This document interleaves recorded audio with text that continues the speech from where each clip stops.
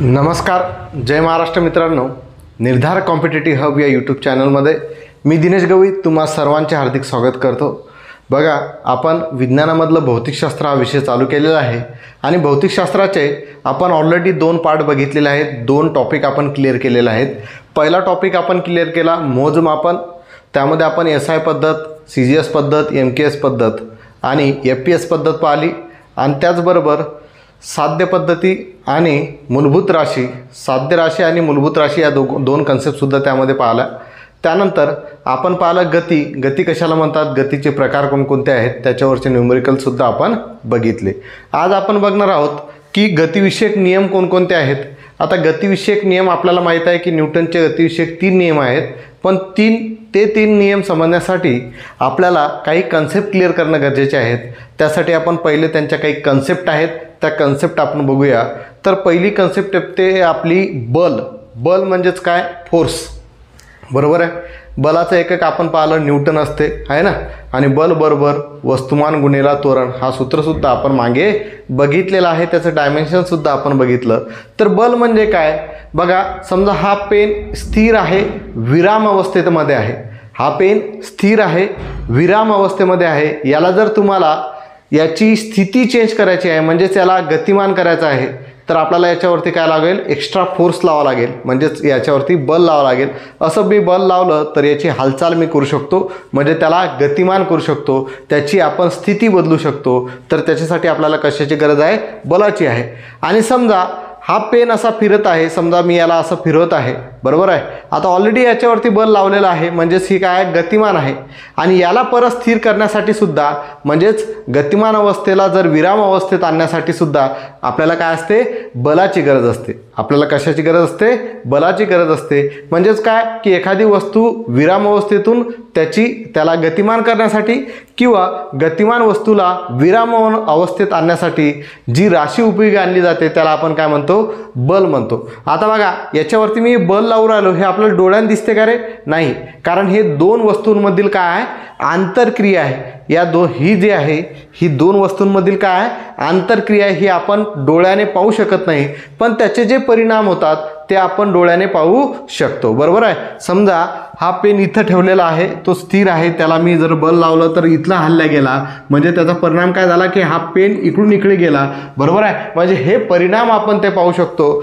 तर त्या वस्तूला आपण काय म्हणतो, बल म्हणतो. त्या राशीला आपण काय म्हणतो, बल असे म्हणतो. तर बलाची व्याख्या आपल्याला अशी दिलेली आहे की एखाद्या वस्तूच्या विराम अवस्थेत किंवा सरळ रेषेतील एकसमान गतिमान अवस्थेत बदल घडून आणणारी किंवा बदल घडून आणण्याची प्रवृत्ती असणारी राशी म्हणजे काय असते, बल असते. परत बघा, एखाद्या वस्तूच्या विराम अवस्थेत किंवा सरळ रेषेतील एकसमान गतिमान अवस्थेत बदल घडून आणणारी किंवा बदल घडून आणण्याची प्रवृत्ती असणारी राशी म्हणजे काय असते, बल असते. बलाचे एकक आपण ऑलरेडी बघितलेलं आहे, काय असते, न्यूटन असते. बल बरोबर काय असते, वस्तुमान गुणिले त्वरण. वस्तुमान कशामध्ये मोजतात, M फॉर मास कशामध्ये मोजतात, किलोग्राममध्ये, आणि त्वरण कशामध्ये मोजतात, मीटर प्रति सेकंदचा वर्ग. बरोबर आहे. तर या गोष्टी आपण ऑलरेडी बघितलेल्या आहेत. आता बलाचे मुख्य एकूण 4 प्रकार आहेत, ते 4 प्रकार आपण बघूया. ठीक आहे. तर बघा, बलाचे मूलभूत 4 प्रकार आहेत.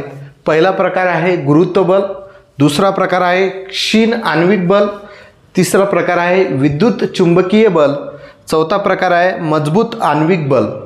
तर बघा, गुरुत्व बल, क्षीण आण्विक बल, विद्युत चुंबकीय बल आणि मजबूत आण्विक बल असे 4 मुख्य प्रकार आहेत बलाचे. तर गुरुत्व बल आपल्याला माहीत आहे की विश्वातील प्रत्येक वस्तू एकमेकाला आकर्षित करते, या बलाला आपण म्हणतो गुरुत्व बल.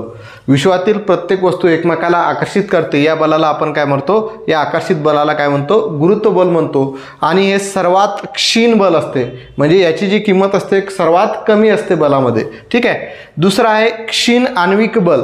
बघा, हा बलाचा शोध जो आहे किरणोत्सारीचा अभ्यास करताना या बलाचा शोध लागला आणि हा केंद्रकीय सूक्ष्म कणांमधील काय असतो, बल असतो. हा केंद्रकीय सूक्ष्म कणांमधील बल असतो. ठीक आहे. तिसरा आहे विद्युत चुंबकीय बल. तर प्रभारित कणादरम्यान असणाऱ्या बलास विद्युत चुंबकीय बल म्हणतात.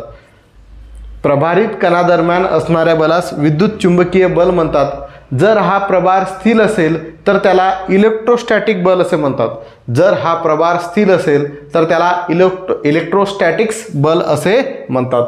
आणि चौथा आहे आपलं मजबूत आण्विक बल.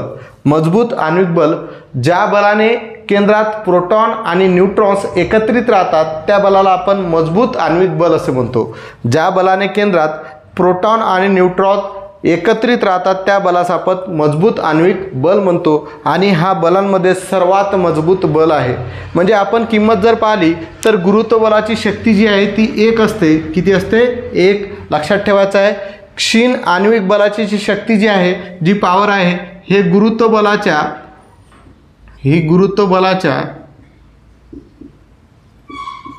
10⁻25 पट असते.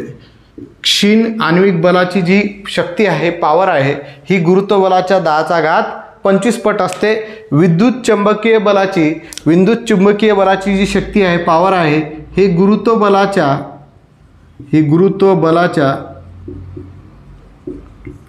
10⁻36 पट असते. आणि मजबूत आण्विक बलाची जी शक्ती आहे, हे गुरुत्व बलाच्या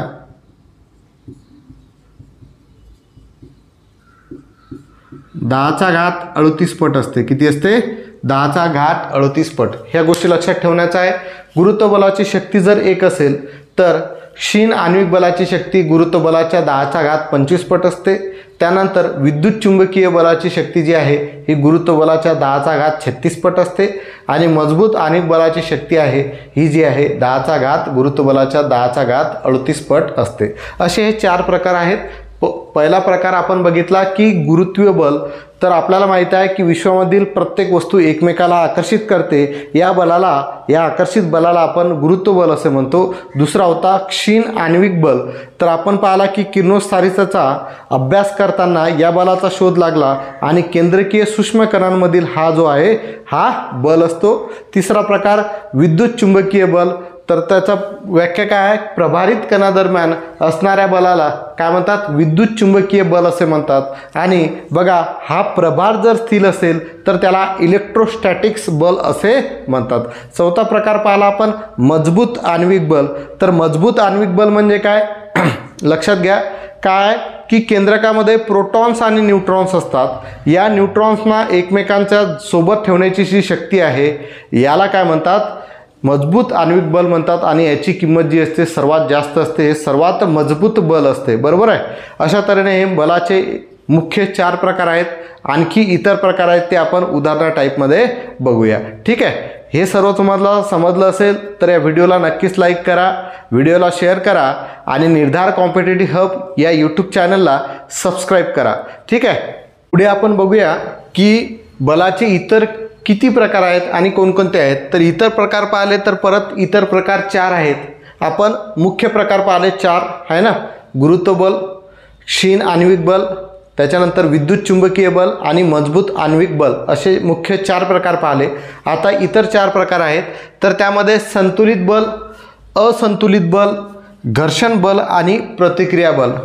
संतुलित बल इंग्लिशमध्ये म्हणतात बॅलन्स फोर्स. असंतुलित बल इंग्लिशमध्ये म्हणतात अनबॅलन्स फोर्स. घर्षण बल फ्रिक्शनल फोर्स आणि प्रतिक्रिया बल रिॲक्शन फोर्स. तर संतुलित बल म्हणजे काय की एखादी वस्तू संतुलित असेल म्हणजे स्थिर असेल तर त्या वस्तूवर किंवा तिच्यावर जे बल असते त्याला संयुक्त बल असे म्हणतात. जर एखादी वस्तू संतुलित असेल म्हणजे स्थिर असेल, ते विरामावस्थेमध्ये असेल तर त्या वस्तूवरती जे बल असते त्याला संतुलित बल म्हणतात. तर बघा, एक टेबल आहे समजा.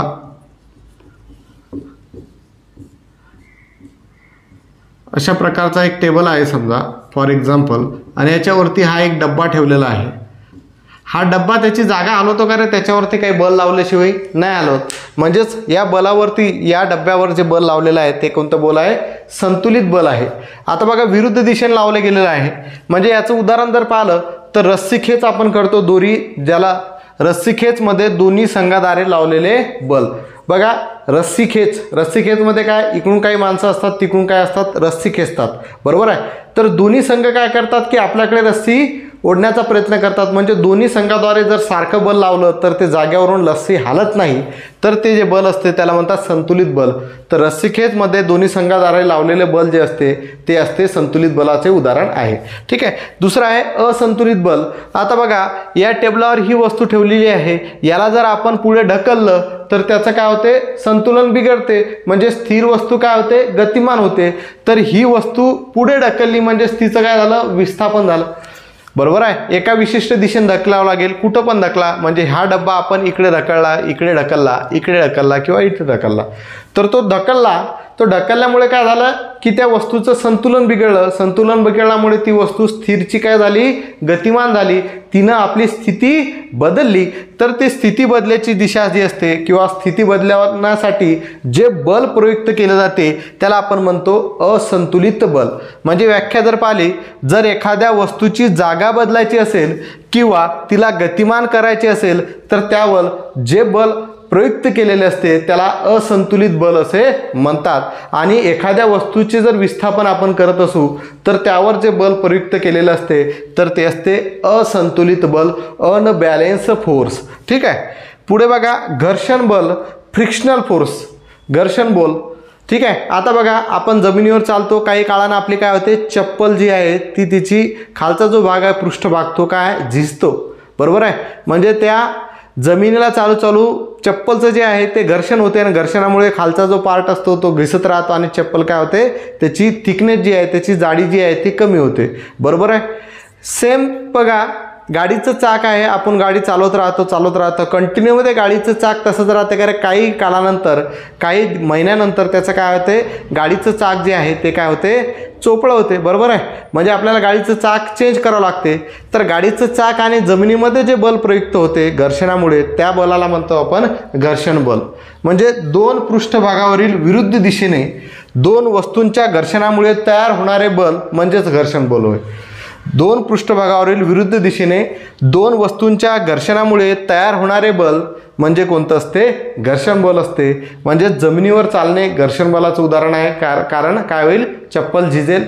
त्याच्यानंतर गाडीचं चाक आणि जमीन यामध्ये जे बल प्रयुक्त होते त्याला सुद्धा काय म्हणतात, घर्षण बल असे म्हणतात. आणि शेवटचा प्रकार आहे प्रतिक्रिया बल. प्रतिक्रिया बल एकदम सोपं उदाहरण आहे. जर आपण चेंडू घेतला आणि जमिनीवर जर आदळला तर जमिनीवर आदळला आपण त्याला फोर्स लावलं तर जमिनीवर आदळल्यामुळे तो परत काय येतो, वरती येतो. म्हणजे क्रियेची काय झाली, प्रतिक्रिया झाली. म्हणजेच त्याची व्याख्या जर पाहिली, एखादी वस्तू गतिमान असताना तिला दुसऱ्या पृष्ठभागाने प्रयुक्त केलेले बल म्हणजे काय असते, प्रतिक्रिया बल असते. बरोबर आहे. जमिनीवर आपण आदळला तर पृष्ठभाग काय झाला, जमीन. आता जमिनीवरचं जे बल आहे त्यानं बल प्रयुक्त केलं आणि तो परत वरती आला, म्हणजेच त्याची क्रियेची काय झाली, प्रतिक्रिया झाली. म्हणून ते काय झालं, प्रतिक्रिया बल झालं. जर एखादी वस्तू गतिमान असताना तिला दुसऱ्या पृष्ठभागाने प्रयुक्त केलेले बल म्हणजे काय असते, प्रतिक्रिया बल असते. असे हे इतर 4 प्रकार आहेत. ठीक आहे. पहिला आहे संतुलित बल, म्हणजे एखादी वस्तू स्थिर आहे ती स्थिरच राहते तर त्याच्यावरती जे बल प्रयुक्त असते ते असते संतुलित बल. रस्सीखेचमध्ये दोन्ही संघाद्वारे लावलेले जे बल असते ते असते संतुलित बल. ठीक आहे. त्याच्यानंतर असंतुलित बल, जर एखाद्या वस्तूला गतिमान करायचं आहे विशिष्ट दिशेने तर त्यावरती जे बल प्रयुक्त केले जाते त्याला आपण काय म्हणतो, असंतुलित बल असे म्हणतो. बरोबर आहे. आता यामध्ये उदाहरण जर पाहिलं तर एखाद्या वस्तूचं जर विस्थापन करत असू तर त्यावरती जे बल प्रयुक्त असते तर ते असते असंतुलित बल. तिसरा प्रकार आपण पाहिला फ्रिक्शनल फोर्स, घर्षण बल. बरोबर आहे. दोन पृष्ठभागामधील विरुद्ध दिशेने दोन वस्तूंच्या घर्षणामुळे तयार होणारे बल म्हणजेच घर्षण बल, फ्रिक्शनल फोर्स आपण म्हणतो. जमिनीवर चालणे, गाडीचे चाक व जमीन यांच्याद्वारे जे प्रयुक्त केलेले बल असते त्या दोघांच्या घर्षणामुळे तयार होणारे जे बल असते ते असते घर्षण बल असते. प्रतिक्रिया बल आहे, एखादी वस्तू गतिमान असताना तिला दुसऱ्या पृष्ठभागाने प्रयुक्त केलेले जे बल आहे त्याला म्हणतात प्रतिक्रिया बल. चेंडू जमिनीवर जर आदळला असता तर तो काय होतो, उसांडी घेतो तर त्याला आपण काय म्हणतो, प्रतिक्रिया बल म्हणतो. जमिनी दिलेली प्रतिक्रिया. ठीक आहे. आणि याच्यावरतीच आधारित आपले न्यूटनचे 3 नियम आहेत. ठीक आहे. तर आणखी एक कन्सेप्ट, न्यूटनचे नियम शिकण्यासाठी एक महत्त्वाची कन्सेप्ट बाकी आपली आहे, जडत्व, इनर्शिया. काय, जडत्व, इनर्शिया, ती एक कन्सेप्ट क्लिअर करूया आणि आपण पुढे आपले न्यूटनचे गतिविषयक नियम पाहूया। तर बघा लक्षात घ्या, आपण बल पाहिलं, जर एखाद्या वस्तूला स्थिर अवस्थेमधून गतिमान अवस्थेमध्ये करण्यासाठी आणि गतिमान अवस्थेमधून स्थिर अवस्थेमध्ये करण्यासाठी ज्याच्यावरती जी क्रिया होते किंवा ज्यामध्ये ती प्रयुक्त केलेली राशी असते त्याला काय म्हणतात, बल असे म्हणतात। बलाचे मुख्य 4 प्रकार आहेत।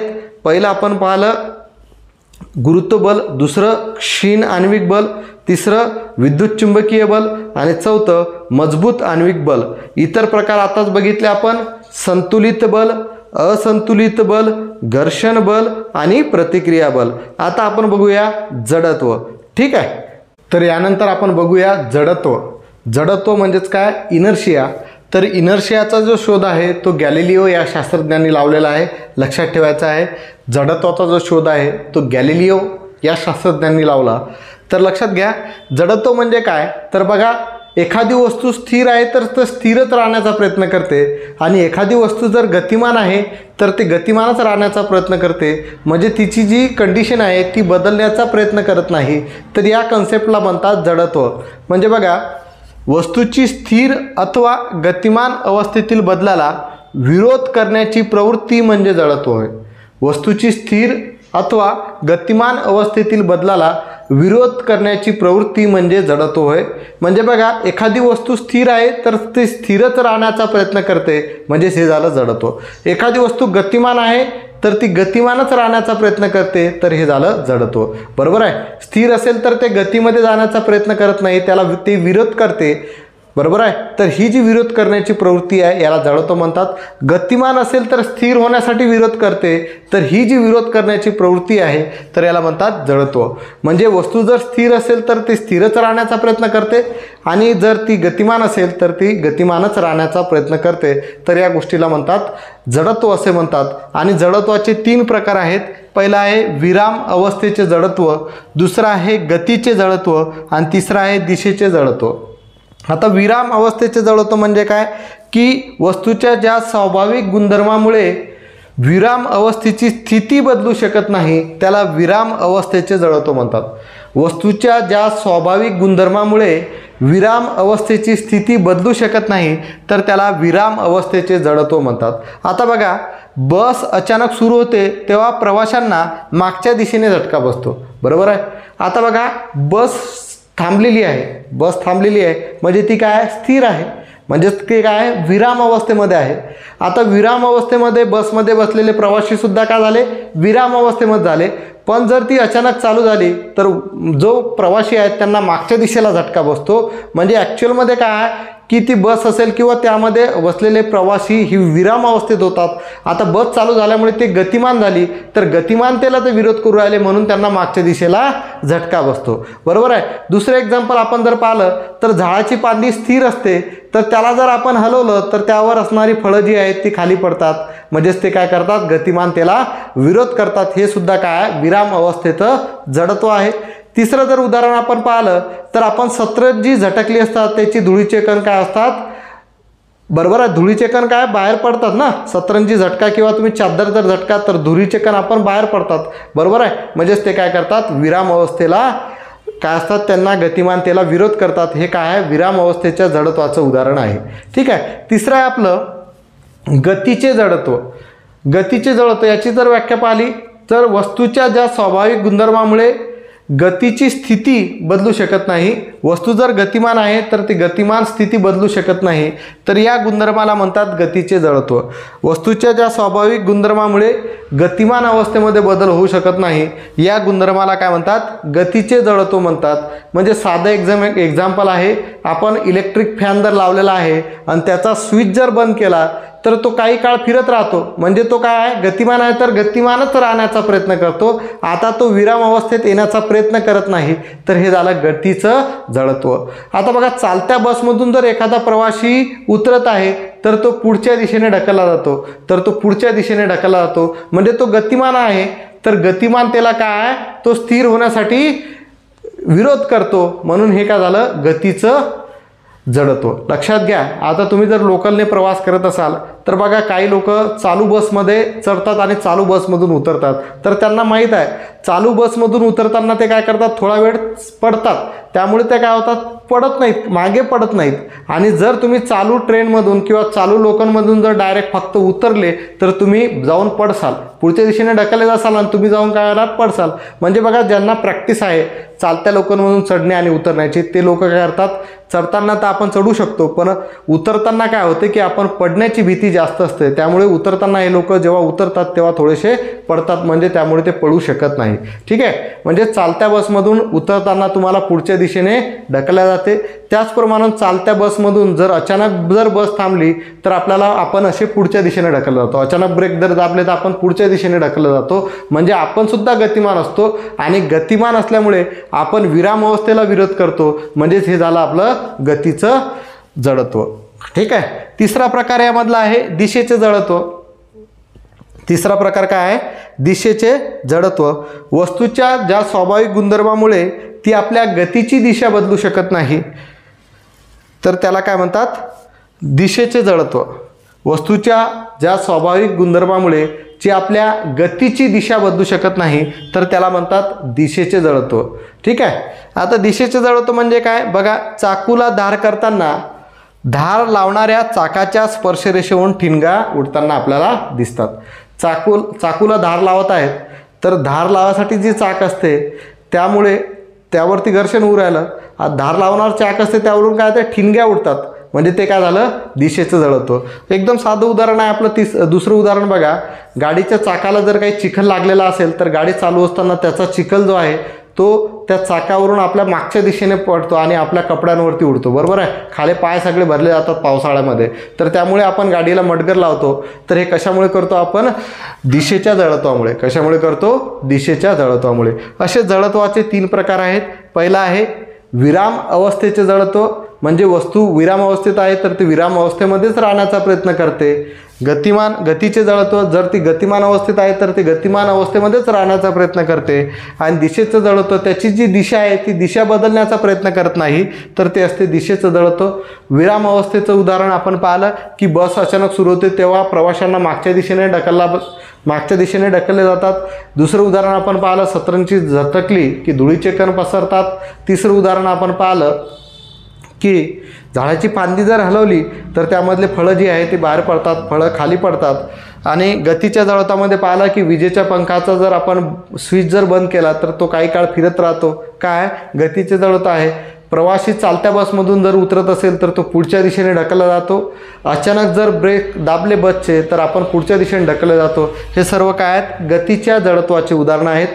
आणि दिशेचे जडत्व जर पाहिलं तर आपल्याला माहीत आहे की ज्या दिशेला ते फिरत आहेत त्या दिशेने ते फिरण्याचा प्रयत्न करते. म्हणजे चाकूला धार करताना धार लावणाऱ्या चाकाच्या स्पर्शरेषेवरून ज्या ठिणग्या पडतात ते काय आहे, दिशेचे जडत्वाचं उदाहरण आहे.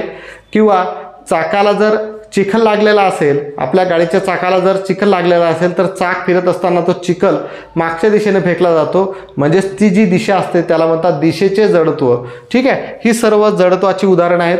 आणि जडत्व ही संकल्पना कोणी मांडली होती, गॅलिलिओ या शास्त्रज्ञाने मांडली होती. हे सुद्धा लक्षात ठेवायचं आहे. जडत्व म्हणजे काय मग, की जर ते स्थिर अवस्थेमध्ये असेल एखादी वस्तू तर ती स्थिर अवस्थेमध्येच राहण्याचा प्रयत्न करते. आणि जर ती गतिमान अवस्थेमध्ये असेल तर ती गतिमान अवस्थेमध्येच राहण्याचा प्रयत्न करते. तर या स्थितीला काय म्हणतात, जडत्व असे म्हणतात. एवढी कन्सेप्ट लक्षात ठेवायची आहे. आणि हाच आपला न्यूटनचा गतिविषयक पहिला नियम आहे. तो आपण पुढे बघूया. ठीक आहे. तर जडत्वाची सर्व उदाहरणं जी आहेत हे न्यूटनच्या गतिविषयकच्या पहिल्या नियमामध्ये येतात. तर ते विराम अवस्थेचं जडत्व असेल, गतीचं जडत्व असेल किंवा दिशेचं जडत्व असेल, सर्व उदाहरणं जी आहेत जडत्वाची ही न्यूटनच्या गतिविषयकच्या पहिल्या नियमामध्ये येतात. ठीक आहे. तर पुढे आपण बघूया काही कन्सेप्ट नाही, आता डायरेक्ट आपण येऊया गतिविषयक नियमाकडे. कन्सेप्ट तर आपल्या सर्व क्लिअर झाल्या या चॅप्टरमधल्या. आता गतिविषयकचे आपल्याला माहीत आहे 3 नियम आहेत. आणि हे 3 नियम न्यूटन या शास्त्रज्ञांनी शोधलेले आहेत. सर आयझॅक न्यूटन, बरोबर आहे. भौतिकशास्त्राचे जनक आपण कोणाला म्हणतो, न्यूटनला म्हणतो. हे सुद्धा आपण पहिले बघितलं होतं. तर न्यूटनचे गतिविषयकचे 3 नियम आपण बघूया. ठीक आहे. आता आपण बघूया गतिविषयकचे 3 नियम. एकदम सोपी आहेत. आणि लक्षात घ्या, व्याख्या पाठ केल्यापेक्षा त्याची जर उदाहरणं लक्षात आली, त्याची जर कन्सेप्ट लक्षात आली तर आपल्याला नियमामध्ये कधीही चुकणार नाही. तर तुम्हाला प्रश्न कसा विचारला जातो, एखादं उदाहरण दिलं जाते आणि तुम्हाला विचारलं जातं की हे न्यूटनच्या गतिविषयकच्या कोणत्या नियमाबद्दलचं आहे. तर सोप्या कन्सेप्ट आहेत एकदम. तर लक्षात घ्या, न्यूटनचा गतिविषयकचा पहिला नियम म्हणजे आपली जडत्वाची व्याख्या आहे.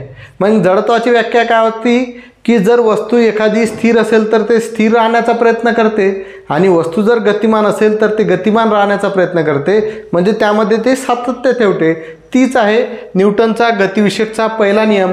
यालाच जडत्वाचा नियमसुद्धा म्हणतात.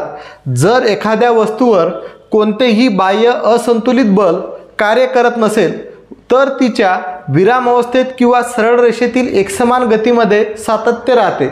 जर एखाद्या वस्तूवर कोणतं असंतुलित बल म्हणजे बाहेरचं असंतुलित बल जे बलाची काय होईल, एखाद्या वस्तूची स्थिती बदलू शकेल. आताच आपण बघितलं असंतुलित बल म्हणजे काय, वस्तूमध्ये विस्थापन करू शकेल. असं जर असंतुलित बल जर त्या वस्तूवर प्रयुक्त केले नसेल तर ती जी विरामावस्थेत असेल तर विरामावस्थेमध्येच राहील, म्हणजे त्यामध्ये सातत्य ठेवेल. आणि जर ती गतिमान असेल तर गतिमान अवस्थेमध्येच राहील, त्यामध्ये ते सातत्य ठेवेल. हा जो आहे न्यूटनचा गतिविषयकचा पहिला नियम. म्हणजे ॲक्च्युअलमध्ये पाहायला गेलं तर ही जडत्वाची व्याख्या झाली. तर जडत्वाचे जे आपण उदाहरणं बघितले की गाडीला ब्रेक लावला, बसला जर ब्रेक लावला तर जो प्रवासी आहेत पुढच्या दिशेने ढकलले जातात, बरोबर आहे. त्याच्यानंतर बस जर अचानक चालू केली तर प्रवासी हे मागच्या दिशेने ढकलले जातात. झाडाची फांदी हलवलं असता फळ खाली पडतात, ठीक आहे. चाकूला धार लावलेलं असताना तर चाकूची जो चाक आहे धार लावण्याचं त्याच्या ज्या ठिणग्या आहेत ते बाहेर पडतात, ठीक आहे. चाकामध्ये चिखल लागलेला असेल तर चिखल जो आहे गाडी चालू असताना मागच्या दिशेने फेकला जातो. ही सर्व उदाहरणे आहेत न्यूटनच्या गतिविषयकच्या पहिल्या नियमाबद्दलची, ठीक आहे. म्हणजे आपल्याला तुम्हाला म्हटलं की बघा एक उदाहरण दिलेलं आहे की सतरंजी झटकली असता धुळीचे कण पसरतात. हे न्यूटनच्या गतिविषयकच्या कोणत्या नियमामधलं आहे, तर आपण डायरेक्ट सांगता आलं पाहिजे की हा जडत्वाचा नियम आहे. आणि जडत्वाचा नियम म्हणजे न्यूटनचा गतिविषयकचा पहिला नियम आहे. तर पहिल्या नियमामध्ये ही उदाहरणं येतात, ठीक आहे. दुसरा उदाहरण आहे, दुसरा नियम जो आहे न्यूटनचा गतिविषयकचा दुसरा नियम, याला संवेग परिवर्तनाचा नियमसुद्धा म्हणतात किंवा संवेगाचा नियम म्हणतात. संवेग म्हणजे मोमेंटम, ठीक आहे. न्यूटनचा गतिविषयकचा दुसरा नियम जो आहे तर याला काय म्हणतात, संवेगाचा नियमसुद्धा म्हणतात. तर मग न्यूटनचा गतिविषयकचा दुसरा नियम काय आहे की संवेग परिवर्तनाचा दल प्रयुक्त बलाशी समानुपाती असतो आणि संवेगाचे परिवर्तन बलाच्या दिशेने होते. संवेग परिवर्तनाचा दर म्हणजे संवेग परिवर्तनाचा जो दर आहे तो प्रयुक्त बलाशी, जे बल प्रयुक्त केलेलं आहे त्याशी समानुपाती असतो, म्हणजेच हे डायरेक्टली प्रोपोर्शनल असतो. संवेग हा कशाशी डिपेंड असतो, बलावरती डिपेंड असतो. आणि संवेगाचे परिवर्तन जे आहे ते बलाच्या दिशेने होते. म्हणजेच संवेग म्हणजे काय की त्या वस्तूमध्ये सामावलेली गती. संवेग म्हणजे काय, त्या वस्तूमध्ये सामावलेली गती. तर संवेग परिवर्तनाचा दल काय म्हटलेलं आहे, प्रयुक्त बलाशी समानुपाती असतो आणि संवेगाचे परिवर्तन जे आहे ते बलाच्या दिशेने होते. मग संवेगाचं सूत्र काय की संवेग म्हणजे काय असतो की त्या वस्तूमध्ये सामावलेली गती. तर संवेग बरोबर वस्तुमान गुणेला वेग. लक्षात ठेवायचं आहे, वस्तुमान गुणेला वेग. वस्तुमान गुणेला वेग. वस्तुमान कशामध्ये मोजतो, किलोग्रॅममध्ये, आणि वेग कशामध्ये मोजतात, मीटर प्रति सेकंदमध्ये, म्हणजे किलोग्रॅम मीटर पर सेकंद. हे काय झालं, संवेगाचं एकक झालं SI पद्धतीमधलं, ठीक आहे. तर मग याची उदाहरणे कुठली, तर बघा आपण जेव्हा बॉल कॅच घेतो त्यावेळेस बघा आपण अशी कॅच न घेता जर आपण अशा टाईपनं जर घेतली तर जो बॉल आपल्याला कॅच घेताना जो बॉल आपल्या हाताला लागतो तो जो आघात आहे तो कमी होतो. म्हणजे आपण त्याचे काय करू राहिलो, टायमिंग कमी करू राहिलो तो बॉल आतमध्ये घेण्याचा, किंवा तो कॅच झेलण्याचा जो टायमिंग आहे तो टायमिंग आपण काय करू राहिलो, वाढवू राहिलो. कमी न करता तो काय करू राहिलो, वाढवू राहिलो. त्यामुळे आपल्याला बॉल चेंडू घेताना आपण हात जर मागे घेतले तर त्यामुळे आपल्याला आघात कमी होतो. म्हणजेच हा न्यूटनच्या गतिविषयकच्या दुसऱ्या नियमाचं उदाहरण आहे. आता उंच उडीमध्ये बघा, उंच उडी मारताना बघा तुम्ही जिथं उंच उडी पडणार आहे तिथं वाळूचे असे वाळू टाकलेली असते जास्त, बरोबर आहे. आता तिथं माती नसून, माती म्हणजे एकदम प्लेन सपाट भाग नसून तिथं वाळू टाकतात. आता वाळू काय होतं रे, वाळू आपण वाळूमध्ये जर गेलो तर वाळू आपली ती काय होते, ढकलली जाते. म्हणजे वाळूमध्ये आपण आतमध्ये घुसतो, म्हणजे काय उरायला जो आघात होण्याचा टाईम आहे तो काय उरायला वाढू राहिला. म्हणजेच त्यामुळे टायमिंग जो आहे तो वाढत आहे. त्यामुळे जो आपल्याला आघात होईल किंवा आपल्याला जी इजा होईल ती कमी होईल किंवा इजा होणारच नाही. यामुळे तिथं वाळू टाकले जाते. म्हणजेच हा काय असतो, संवेग परिवर्तनाचा नियम असतो. म्हणजेच न्यूटनचा गतिविषयकचा दुसरा नियम आहे.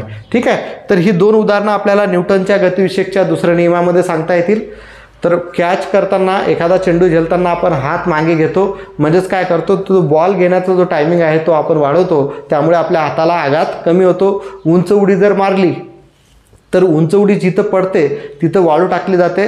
म्हणजे वाळूमुळे काय होते, त्या स्थितीचं विस्थापन होते. म्हणजेच त्यामध्ये जो टाईम आहे टाईम वाढला जातो, म्हणून आपल्याला इजा होत नाही. हे दोन्ही उदाहरणं जी आहेत न्यूटनच्या गतिविषयकच्या दुसऱ्या नियमाची आहेत आणि याला आपण म्हणतो संवेगाचा नियम. तिसरा नियम आहे न्यूटनचा गतिविषयक तिसरा नियम. आपण पाहिलं प्रतिक्रिया बल. प्रतिक्रिया बल म्हणजेच काय, बॉल खाली आदळला तर तो वर फेकला जातो, बरोबर आहे. तर क्रियेची काय झाली, प्रतिक्रिया झाली. म्हणजेच न्यूटनच्या गतिविषयकच्या तिसऱ्या नियमाला प्रतिक्रिया बलाचा नियम सुद्धा म्हणतात. म्हणजे प्रतिक्रिया बलाची व्याख्या जी आहे ही न्यूटनच्या गतिविषयकच्या तिसऱ्या नियमामध्ये आपल्याला बसते. म्हणजेच every action has equal and opposite reactions. म्हणजे प्रत्येक क्रियेची प्रतिक्रिया आपल्याला भेटते. जर तुम्ही एखाद्याला मारलं तर तो सुद्धा तुम्हाला मारण्याचा प्रयत्न करतो, बरोबर आहे. म्हणजे काय झाली, क्रियेची काय झाली, प्रतिक्रिया झाली. जर तुम्ही घरामध्ये भांडणं केले तर बायको तुमच्यासोबत बोलत नाही, म्हणजे त्याचं काय झालं, क्रियेची काय झाली, प्रतिक्रिया झाली. म्हणजेच हा निसर्गाचा नियमच आहे. तर तुम्ही कोणती क्रिया करत असाल तर त्याची तुम्हाला प्रतिक्रिया भेटेल. जर तुम्ही आज चांगला अभ्यास कराल, आज जर तुम्ही चांगली कष्ट करसाल तर त्याची प्रतिक्रिया काय होईल की तुम्ही एक पोस्ट काढू शकाल. ग्रुप डीची असेल, NTPC असेल, RPFची असेल, पोलीस भरती असेल किंवा इतर सरळ सेवा स्पर्धा परीक्षा असतील. जर तुम्ही आज चांगले कष्ट घेतले, म्हणजे आज जर तुम्ही ही क्रिया केली अभ्यास करण्याची चांगल्या पद्धतीनुसार, तर त्याचा प्रतिक्रिया तुम्हाला एकदम चांगल्या तऱ्हेने भेटू शकते. म्हणजेच हा निसर्गाचा नियमच आहे. आणि तोच आपला न्यूटनचा गतिविषयकचा तिसरा नियम आहे की प्रत्येक क्रियाबलास समान परिमाणाचे एकाच वेळी घडणारे प्रतिक्रिया बल अस्तित्वात असते व त्यांच्या दिशा परस्पर विरुद्ध असतात. आता ही व्याख्या लक्षात ठेवण्याची कुठल्याही याची गरज नाही, फक्त कन्सेप्ट लक्षात ठेवा. कारण विज्ञानाचं जे व्याख्या आहे ते थोड्याशा क्लिष्ट असतात. प्रत्येक क्रियाबलास समान परिमाणाचे एकाच वेळी घडणारे प्रतिक्रिया बल अस्तित्वात असते व त्यांच्या दिशा परस्पर विरुद्ध असतात. हा न्यूटनचा गतिविषयक तिसरा नियम आहे. याला आपण प्रतिक्रिया बलाचा नियम सुद्धा म्हणतो. ठीक आहे. मग उदाहरण कोणतं येईल, चेंडू जमिनीवर आदळला असता तोवर वर उसंडी मारतो, म्हणजेच ती काय झाली, प्रतिक्रिया झाली. त्याच्यानंतर अग्निबाण जो आहे किंवा रॉकेट आहे, रॉकेट लॉन्च होते त्यावेळेस काय होते, रॉकेटचं जे उडणं आहे हे सुद्धा काय प्रतिक्रिया बलाचं उदाहरण आहे. त्याच्यानंतर बघा आपण क्रिकेट खेळतो, तिकडून बॉलर बॉल फेकत आहे, म्हणजे तिकडून तो क्रिया करत आहे. आपण तो बॅटने मारतो, म्हणजे परत ती काय करतो, प्रतिक्रिया करतो, आहे ना. मग त्यावेळेस काय होते, गती वाढते. बघा तुम्ही लक्षात ठेवलं असेल, तुम्हाला माहिती आहे फास्ट बॉलरला छक्का मारणं सोपी जाते, म्हणजेच त्याच्या गतीची आपण डबल गती प्राप्त होते बॅटला लावल्यामुळे. म्हणजेच ही सुद्धा काय झाली, त्याची प्रतिक्रिया झाली. तर हे न्यूटनच्या गतिविषयकच्या तिसऱ्या नियमाचं उदाहरण आहे. हे न्यूटनच्या गतिविषयकचे तिसरे नियम आपल्याला कंटिन्यू यूजमध्ये राहणार आहेत आणि याचं 1 ते 2 एक्झाम्पल तुम्हाला सरळ पाहायला एक्झाममध्ये भेटेल. तर त्यामुळे व्यवस्थित लक्षात ठेवा, न्यूटनचा गतिविषयकचा पहिला नियम याला जडत्वाचा नियम म्हणतात. म्हणजे जडत्वाची सर्व उदाहरणं जी पाहिली ती आपल्याला न्यूटनच्या गतिविषयकच्या पहिल्या नियमामध्ये येतात. दुसरा आहे न्यूटनचा गतिविषयकचा दुसरा नियम. त्यामध्ये काय आहे, संवेग परिवर्तनाचा दल हा प्रयुक्त बलाशी समानुपाती असतो आणि संवेगाचे परिवर्तन जे आहे ते बलाच्या दिशेने होते. म्हणजेच बॉल जर आपण कॅच घेत असू तर आपण हात मागे खेचतो, त्यामुळे जो टायमिंग आहे कॅच घेण्याचा तो आपण वाढवतो, त्यामुळे हाताला आघात कमी होतो. हा संवेग परिवर्तनाचा नियमाचा म्हणजेच न्यूटनच्या गतिविषयकच्या दुसऱ्या नियमाचं उदाहरण आहे. दुसरं जर एक्झाम्पल पाहिलं, उंच उडी मारण्यासाठी जेव्हा उंच उडी मारतो त्याच्यानंतर जिथं जो पडणार आहे किंवा जिथं तो उंच उडी घेणार आहे त्या ठिकाणी वाळू ठेवलेली जाते, म्हणजेच वाळूचा ढिगारा लावला जातो. त्यामुळे काय होते, वाळूमुळे आपण ढकलले जातो, म्हणजेच त्यामध्ये स्लिप नाही होत, आतमध्ये फसले जातो. त्यामुळे जो टायमिंग आहे तो उडी मारण्याचा तो वाढला जातो आणि टायमिंग वाढल्यामुळे तो आपल्याला आघात कमी होतो. हा सुद्धा न्यूटनच्या गतिविषयकच्या दुसऱ्या नियमाचं उदाहरण आहे. आणि तिसरा आपण नियम जर पाहिला तर every action has equal and opposite reaction. म्हणजेच कोणतीही क्रिया करा त्याची तुम्हाला प्रतिक्रिया भेटते. हाच न्यूटनच्या गतिविषयकचा तिसरा नियम आहे. चेंडू जमिनीवर आदळला असतो तो वर ओसांडी मारणे.